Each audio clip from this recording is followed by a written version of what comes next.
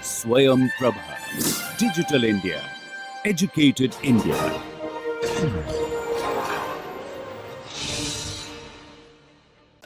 A very good day. So, today we will discuss a technique called calculus of variations. We have already done this without mentioning about calculus of variations while deriving Lagrange's equation of motion from Hamilton's principle. So, there is a technique that called calculus of variation. So, before starting that, let me point out a few things. What is called a stationary point of a function f of x, let us say.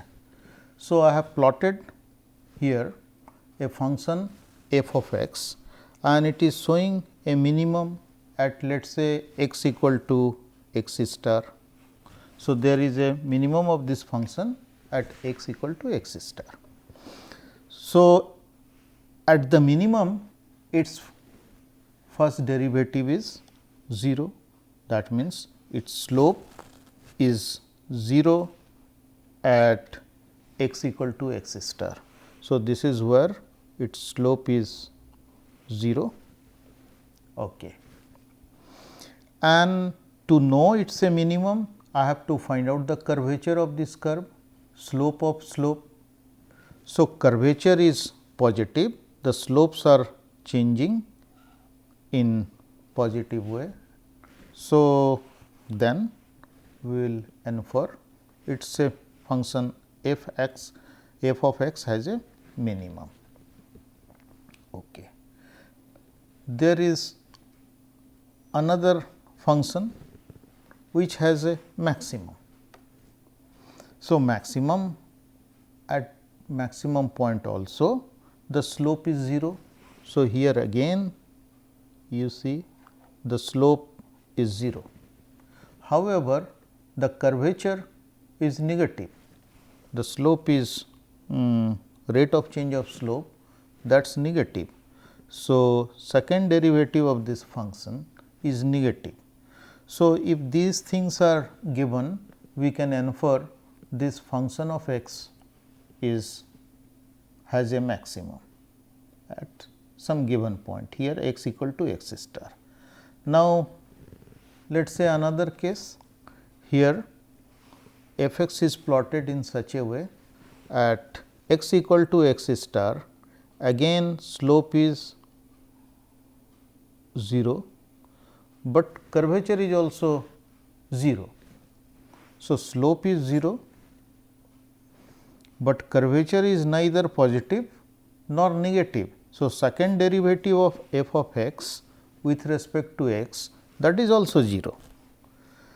So, we say such points are points of inflection.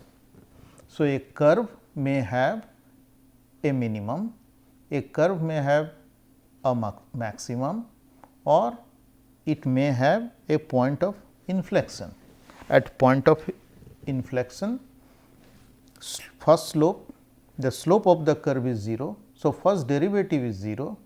However, it is neither minimum nor maximum. Okay.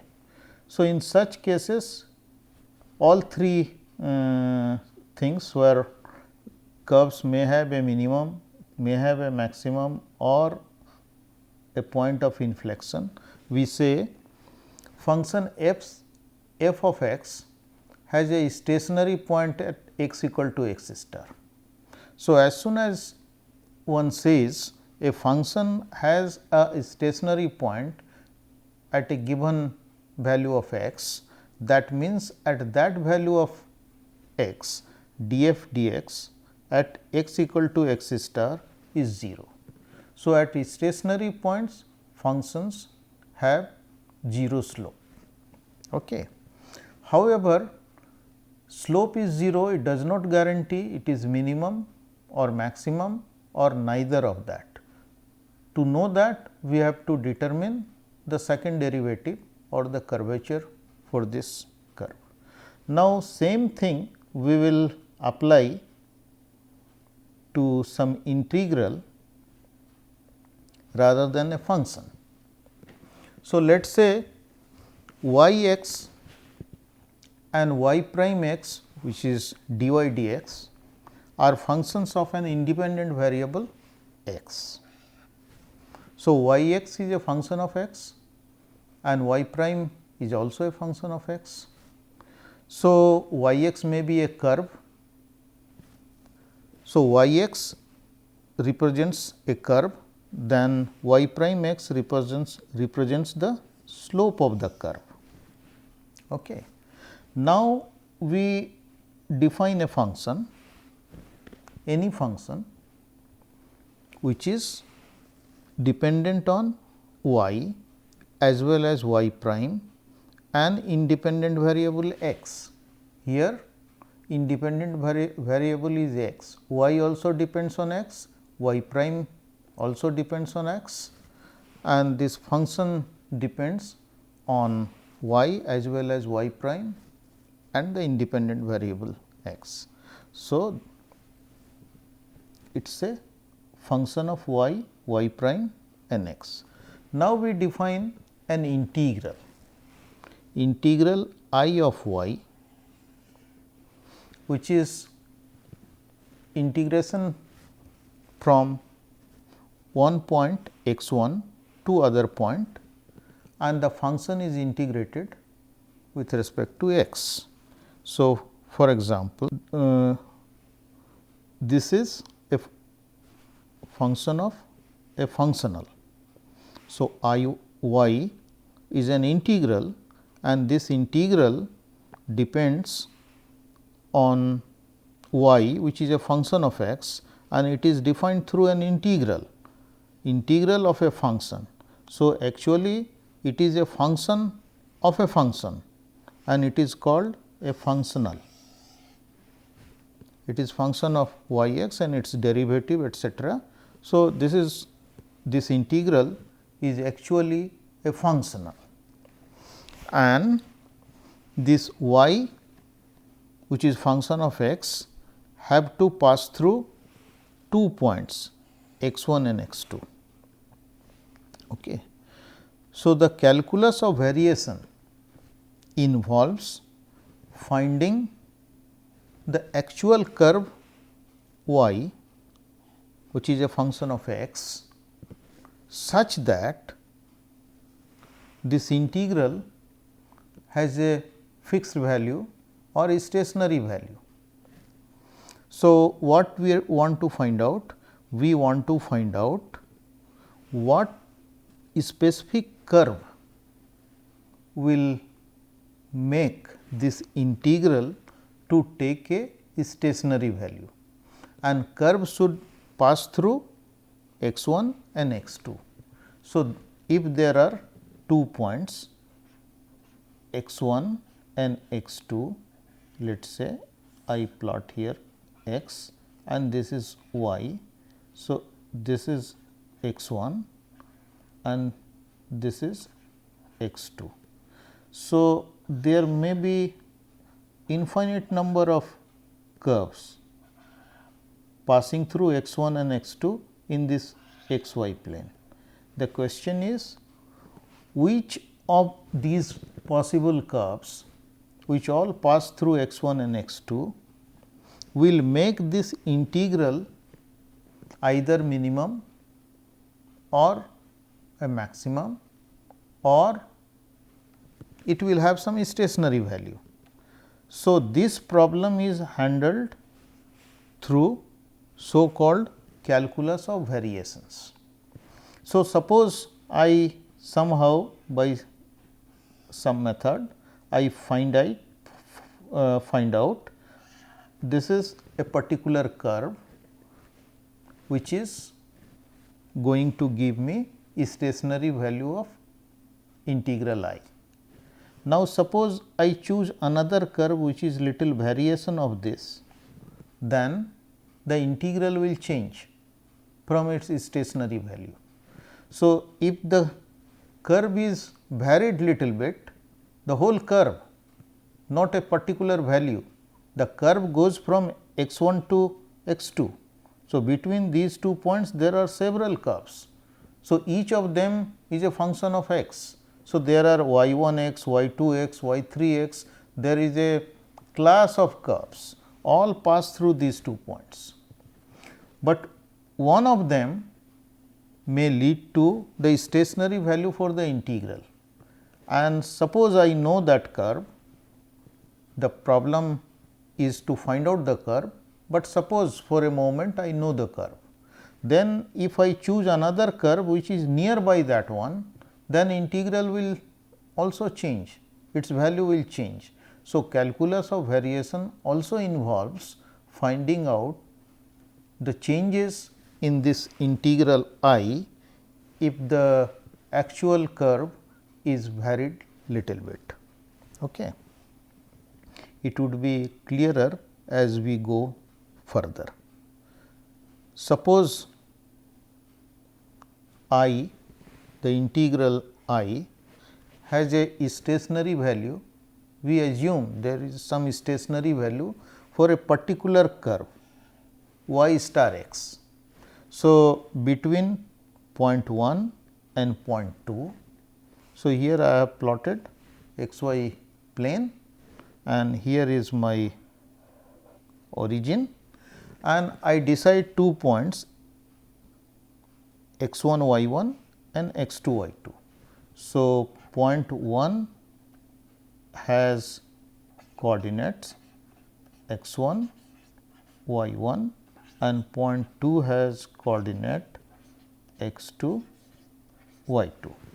So, now I consider various possible paths that pass through x 1 and x 2. So, 2 endpoints are common for all the curves.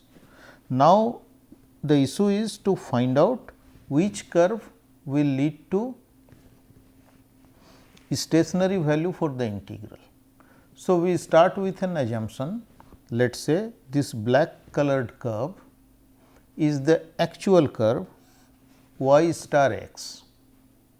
So, if I choose y as this particular curve, then the value of integral would be stationary, and if I choose any other curve, its value would be slightly different.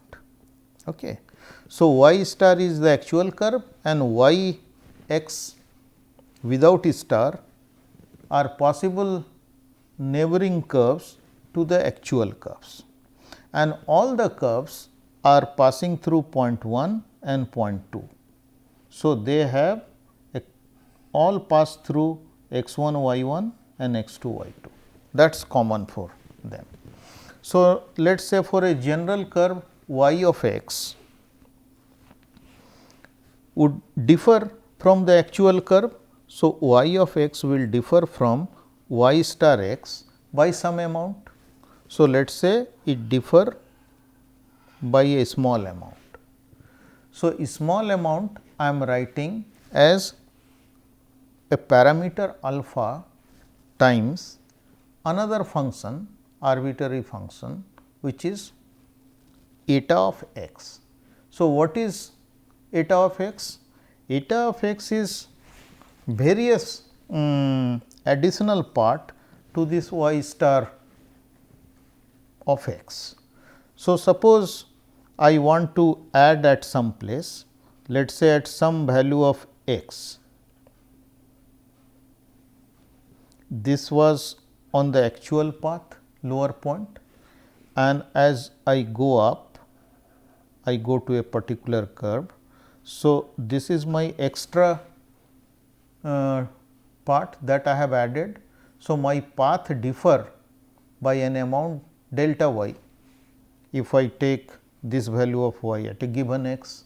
So, that I am trying to represent by two terms. One is a parameter alpha and another is a function eta of x. Why I require these two things? Why not only a function eta of x? Because of the following. Suppose I choose an extra curve that is added on y star, and let us say it is a parabola. Okay. Now, there could be many such parabola passing through same two ends, and they could be this one, there could be another parabola. So, although the form of the curve is same, it is a parabola. So, highest polynomial for that curve is x square, but its height etcetera is changing. So, to represent even for a parabolic path, the height should be different, and so different properties, I require a parameter alpha. So, if I take a x square or something, or let us say if it is x 1 and it is x 2, then my curve would be something like x minus x 1 times x minus x 2. So, it passes through both the points. So, at both the points this function will have 0 value. Since all the possible curves have to pass through points 1 and 2. So, this arbitrary function that we are choosing must vanish at end points. So, they have to vanish at the end point, and let us say I choose a parabola, then I can multiply with a parameter and I can change the value in between. So, I also require a parameter. As I have shown in the figure there, the curves look like sinusoidal curves.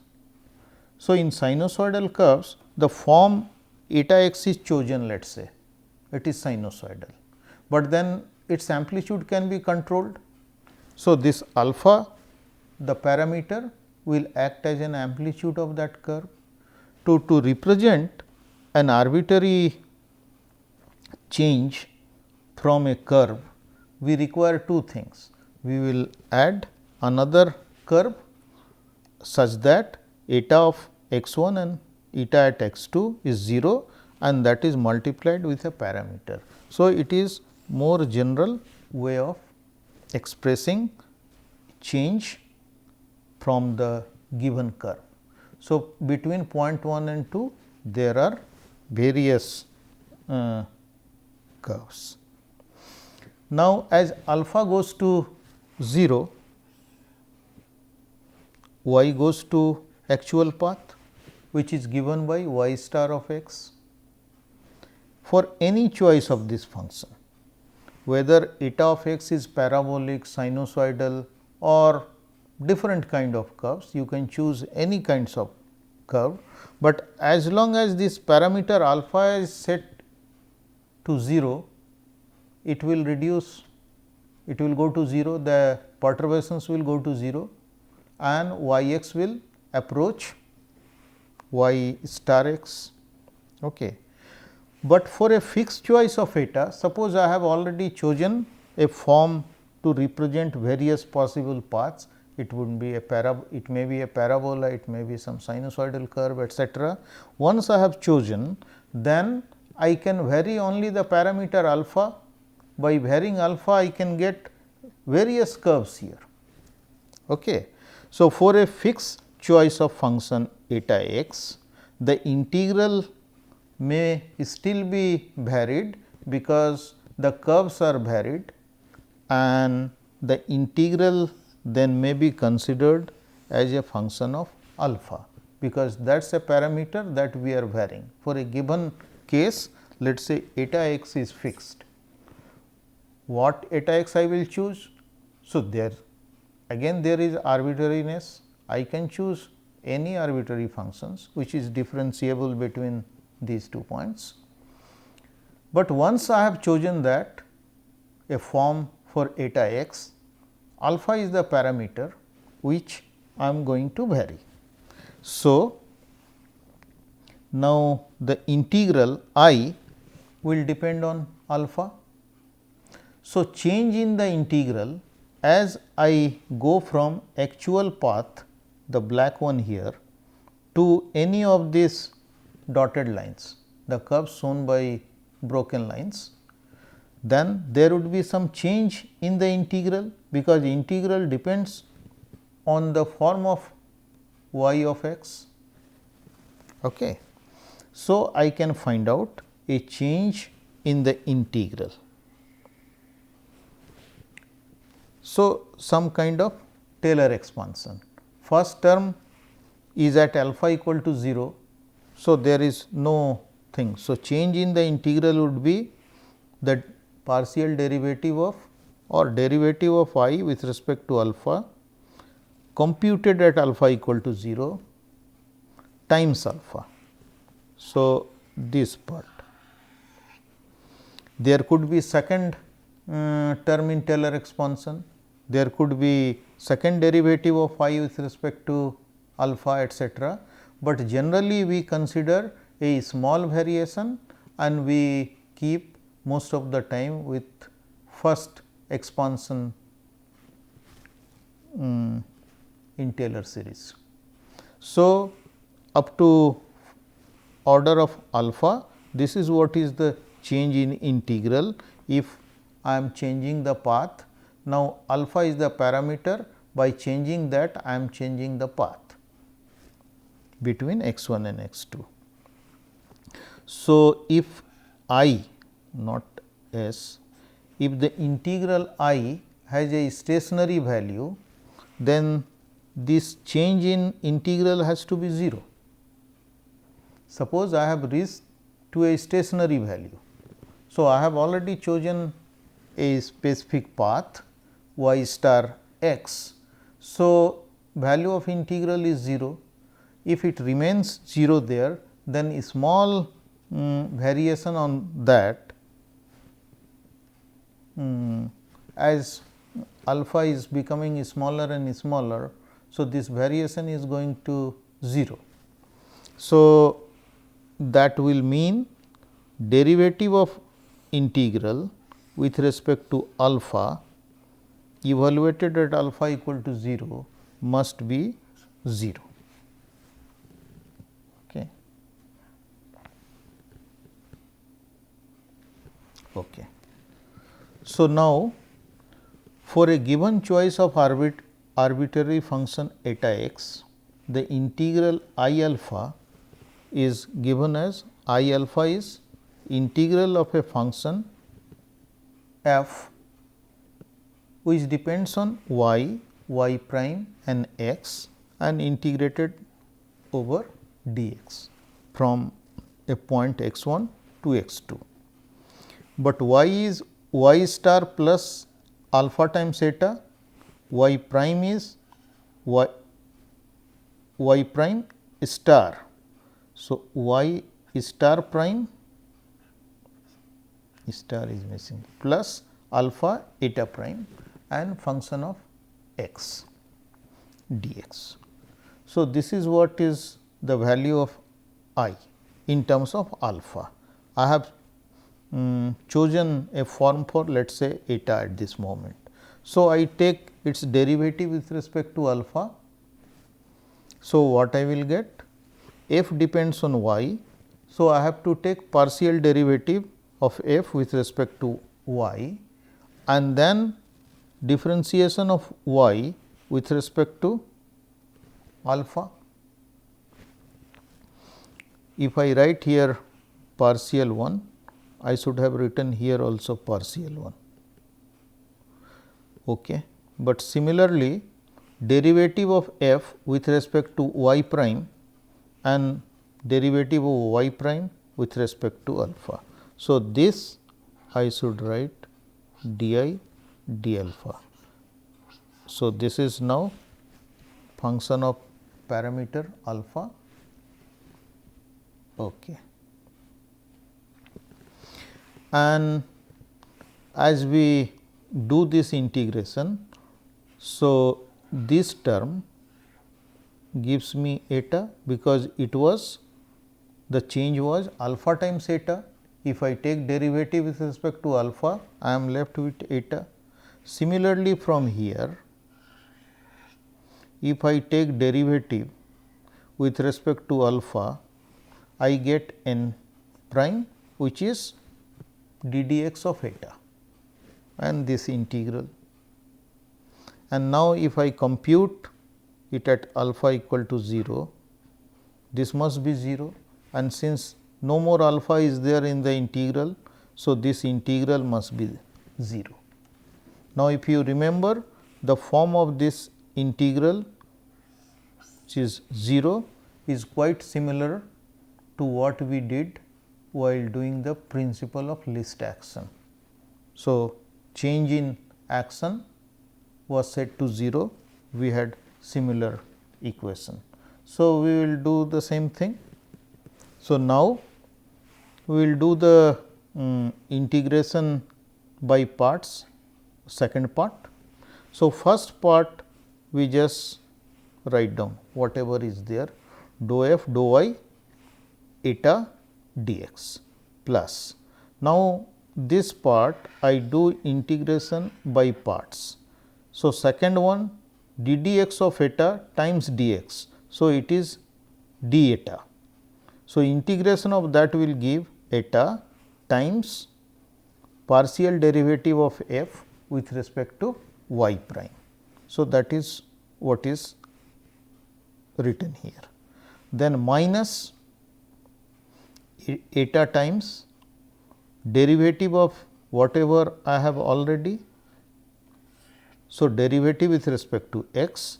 So, d dx of dou f dou y prime, and that eta has also come here. So, that is equal to 0. But eta at x equal to x 1 is 0, and similarly eta at x equal to x 2 is 0. This is a condition we have to follow, because all the curves have to pass through those two endpoints 1 and 2.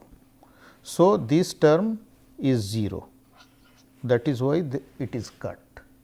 So, now collect other term dou f dou y minus d dx of dou f dou y prime multiplied with eta times dx equal to 0.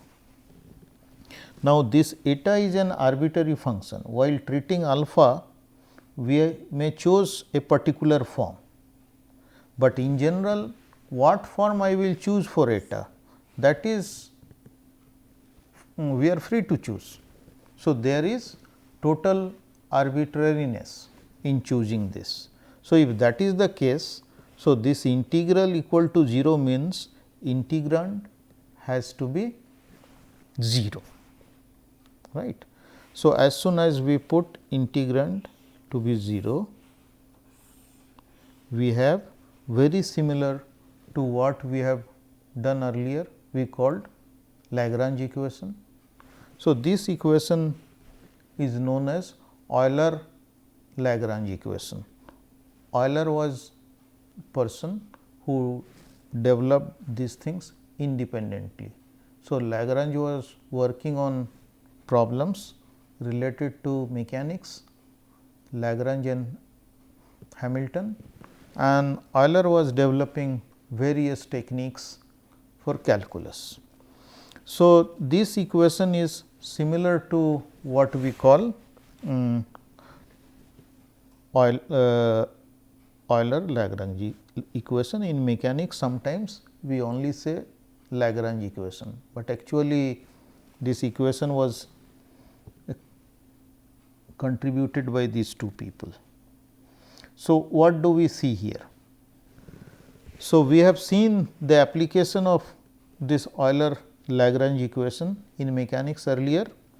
The Lagrangian, which was function of generalized coordinate, generalized velocity and time, and there was an action S, which was function of a given generalized coordinate q, was written as Lagrangian function, which is the state function of a mechanical system and depend on generalized coordinate, generalized velocity and time, and integral of that over time element. Play the roles of function f of x here, and the integral I which is defined at I of y integral from x 1 to x 2, the function f which depends on y, y prime and x respectively. So, they are quite similar equations, and I will show you some examples and it would be clearer. In mechanics also we use it, and in other areas also we use this equation. Okay. So, this technique is a standard technique known as calculus of variation. So, I hope now it is clear why it is called calculus of variation. So, we have to find an integral I between 2 point x 1 x 2, independent variable is x, which is function of y, y prime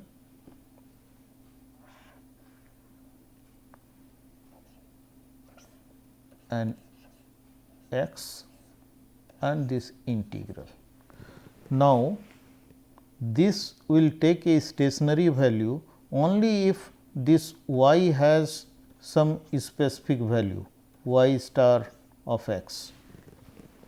If y star of x is not a specific value, but a specific curve, if you change the curve, you look at different paths from point x 1 to x 2, I will vary little bit. So, it will have a stationary value which may be minimum, which may be maximum, which may be neither minimum nor maximum. So, that is why we are using the word stationary for a particular curve y star x. Okay. So, now we will look at some example of Euler Lagrange equation or calculus of variations. So, let us say we have to find out a path or an equation for y. So, y equal to, we do not know this function yet, we have to find it out such that this integral 0 to 1 and y plus y prime square integral is over dx is 0. Okay. So, we have to find out an integral a curve y of x for which this integral takes a stationary value, and once that is done we have to evaluate the integral also. And what are those 2 points? So, it is given y of 0 is 0, y of 1 is 2. So, these are the so x equal to 0 and x equal to 1. So, these are the end points. So, at all the curves must pass through these two end points, x equal to 0 and x equal to 1. So, suppose I try to plot here x and y. So, x equal to 0 here and 1 somewhere here. So, all the curves will pass through, this could be straight line, could be parabola, could be something else, all continuous curves. So, there are various possible curves, right. Okay. So, I have plotted it little, okay. Let me redo it. At x equal to 1, value is given y equal to 2. Okay.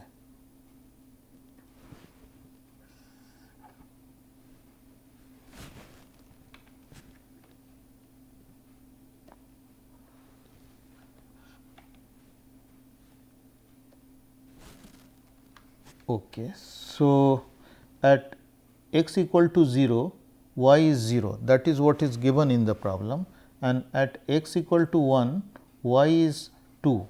So, I have to take a value 2 here.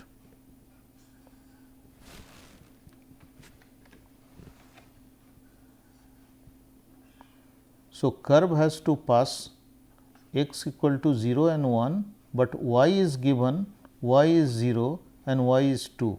So, curve something like,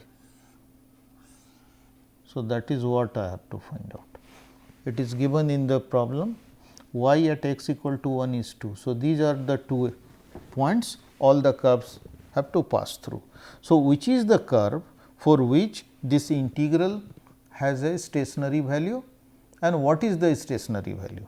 That is what is our problem. Okay. So, I write this integral as f of y prime x dx, and this is given here. This integral is y plus y prime square. So, if you look at both the terms, we know what is my function. So, function is given as y, function of y prime and x as y plus y prime square. So, this is what is given in this integral. So, this integral is f dx from 2 points, and we have to find out a value of y, not value of f. F you will get automatically one when y is set. So, first we have to find a curve for which the integral has a stationary value. Okay. So, using Euler-Lagrange equation, which is this one, f is given here. So, I can find out its derivative with respect to y, partial derivative with respect to y. So, it is linearly proportional to y. So, it would be 1. We can also find out the derivative with respect to y prime. So, y prime square, there is one term. So, it would be 2 y prime, and now we have to take d dx of dou f dou y prime. So, I have to take d dx of that is what is done here. So, 2 times y double prime, second derivative of y with respect to x. So, Euler-Lagrange equation gives me 2 y double prime, this term is equal to 1. We have to equate these two terms, that is what is Euler-Lagrange equation. So, as soon as we equate that, so we have this equation, and now we have to integrate this. So, integrating once y prime would be half of x plus c 1. I take to other side. So, y double prime is half. So, integration once gives me half of x plus some constant of integration. If I integrate once again, then we get equation for the path or the equation of the desired curve. So, y of x second derivative of y prime will give c 1 x, and half x will give 1/4 x square, and there is another constant of integration. So, there are two constants of integration, because Euler-Lagrange equation is second order differential equation, and now with the initial condition we can find it out.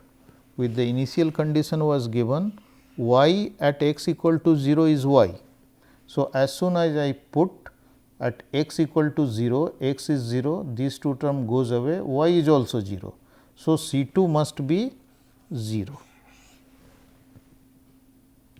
And the second condition is y at x equal to 1 is 2. So, y at x equal to 1 is 2. So, this is 2 and this is 1. So, C 1 plus 1/4 equal to 2. So, C 1 becomes 7 by 4. So, we know C 2 is 0, C 1 is 4.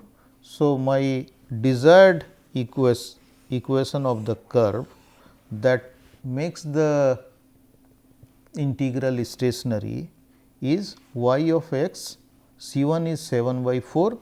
So, 7 x by 4 plus x square by 4 and C 2 is 0. If I take its derivative, then we get 7 by 4 plus x by 2. Okay. So, this is what we wanted. This is the curve. So, the integral, the first part of the problem, integral will have a stationary value if y of x has this form. So, this is also parabolic curve, it depends on x square, you see.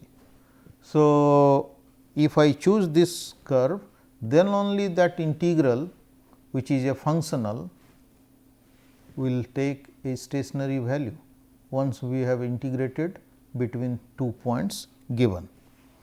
So, let us try to find out what is the value of this integral. Okay. So, first let us find out the value of f. So, we have found out the actual curve. Actual curve is 7 x by 4 plus x square by 4. So, function which comes in the integral, which function? We are talking about this function y, y prime and x dx, this integral from x 1 to x 2, we are talking about this function. So, this function was y plus y prime square. So, that is what we are doing. So, this part is okay. So, y plus y prime square.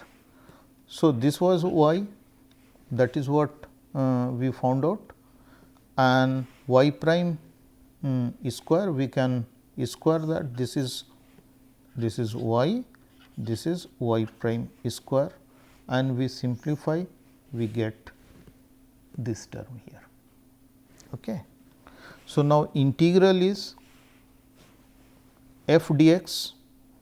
So, f is already known here in terms of x. So, I put there, I integrate. So, integration of 7 x by 2 plus x square by 2 plus 49 by 16 between points 0 and 1.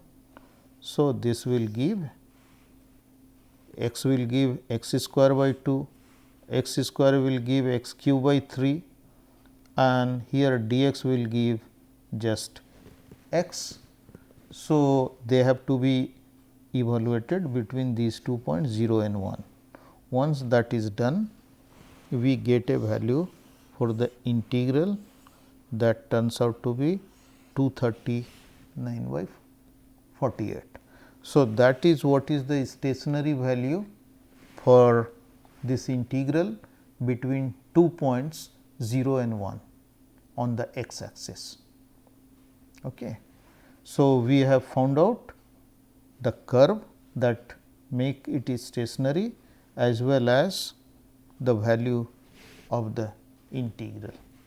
If we vary the curve, if we take any other curve other than this, its value would be different than this. It will not be a stationary value. Okay. So, now we will go to some other example, one that you are familiar throughout. The distance, minimum distance or the shortest distance between 2 points in a plane. So, what is that? You draw a straight line through the point and the length of the portion of the line between those 2 points, that is the shortest distance. all of us know that, we have used since school. But what is the proof? There has to be a proof. So, proof comes from this calculus of variation. So, let us say in y axis I have chosen 2 points 1 and 2 and I choose a curve. I do not know shortest distance is through a straight line only, we have to prove it. So, I have drawn a curve which is not a straight line and a portion of the curve is d s. So, d s is d x square plus d y square, that the length along the curve. So, d s can be written root of d x square d y square.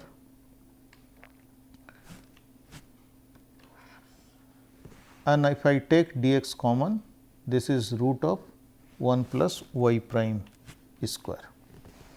So, what is the problem? Problem is to find L. L is the length, right. So, length, how will I find out? I have taken a differential element along the curve, I have to integrate between these 2 points, right. So, this integration d s I can replace by d x times this factor. Okay. So, d s is replaced by this. So, now you see this has again the same form f of y, y prime and x dx integral. So, in mechanics what you treated as action in mathematics, that could be length. So, length is acting here as an action and this function which is root 1 plus y prime square is acting as the Lagrangian. If you see the similarity, this L is like the action in mechanics problem and this function which we have to, it is given here root 1 plus y prime square, that is nothing but it is similar to what used to be Lagrangian. So, in mechanics Lagrangian has a specific meaning, kinetic energy minus potential energy, but in other problem the action could be length, action could be time, action could be some other quantities. So, now function is given here. So, we can find out its derivative with respect to y. Since it does not involve y, so that is 0. So, that is 0 here, and if it is 0, then simply means if df dou f dou y is 0, then d dx of dou f dou y prime is 0, that means this is a constant. So, if y does not appear in the equation or in the function, so corresponding partial derivative is 0 and that implies this derivative d dx of dou f dou y prime is 0, that means dou f dou y prime is a constant. So, immediately you get one integration done because this was 0. So, this is a constant. So, that is what is written, and dou f dou y prime we can find out from here, it is already given. So, y is root of 1 plus y prime square. So, it would be half and 1 upon root 1 plus y prime square, and in denominator we will have 2 y prime. So, this 2 cancels. So, we get an expression y prime by root 1 plus y prime square equal to c. So, if I square both the sides and rearrange, y prime square is c square 1 plus y square. So, y prime square can be written in terms of a constant c. So, this I call m, another constant m square. So, root of this would be y prime x is equal to m. So, integration will give me a equation of a straight line. and value of y 0 and m can be determined because we are already supplied those 2 points. If it is x, it is y. If those 2 points are given x 1 and x 2, so corresponding value y 1, x 2, y 2 they are given. So, I can find out m and y 0. So, the straight line passing through this, what would be the intercept, what would be its slope, they are known because they are passing through 2 given points. So, everything is known. So, slope and intercept is fixed by those 2 points through which all curves have to pass through. So, what we learned here? A proof of the shortest distance between 2 points is a straight line between those 2 points. Okay. So, we will do some more example. So, okay. So, we will do some more examples.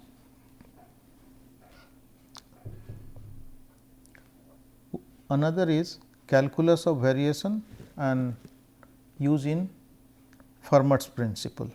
The actual path that light follows while travelling from a source point 1 to an observer is the one for which time of travel is stationary or minimum. In Fermat's original principle, it is minimum, that is the word is used. So, time is dt, dt is the path length, elementary path length, ds by velocity, velocity in a medium, and that will give me through refractive index. So, refractive index would be velocity of light in air and in that medium. So, I can write v in terms of velocity of light and refractive index. Again ds is same thing, same kind of integral.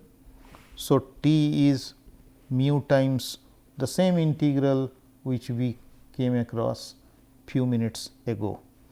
But now, the question is, if mu depends on x and y, then there is complicacy.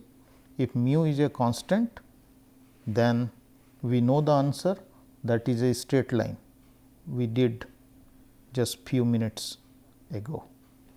So, a ray of light passes from one point to other point in a straight line, and the time is minimum if it passes through that path, because time and length they are connected. So, thank you very much.